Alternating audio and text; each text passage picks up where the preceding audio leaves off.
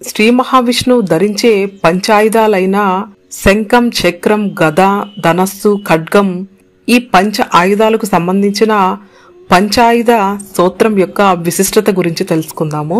ఈ పంచాయుధ స్తోత్రం నిత్యం పారాయణం చేయడం వల్ల ఆర్థిక బాధలు, శత్రు బాధలు, అనారోగ్య బాధలు, గొప్ప భయాలు తొలగిపోతాయని శ్రీ మహావిష్ణువు ధరించే అష్ట ఆయుధాల గురించి శ్రీ విష్ణు పురాణంలో తెలియజేశారు.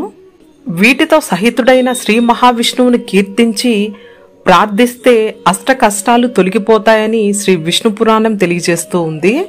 జలము వల్ల కలిగే ఆపద నుంచి శ్రీ వరాహస్వామి రూపంలో, భూమిపై కలిగే ఆపద నుంచి శ్రీ వామనమూర్తి రూపంలో, అడవులలో కలిగే ఆపద నుంచి శ్రీ నరసింహస్వామి రూపంలో శ్రీ మహావిష్ణువు ఎల్లవేళలా మనకు కాపాడుతూ ఉంటారని తెలియజేస్తూ ఉన్నారు. చక్రదేవత, శంఖదేవత భరత శత్రుఘ్నులుగా అవతరించారని మనకు రామాయణం తెలియజేస్తుంది.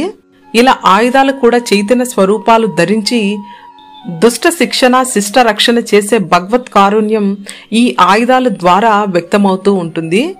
ఈ ఆయుధాలు మనల్ని కాపాడాలని ప్రార్థిస్తే చాలు, ఆ దేవతల ప్రసాదంతో మనకు సర్వరక్ష లభిస్తుందని చెబుతారు.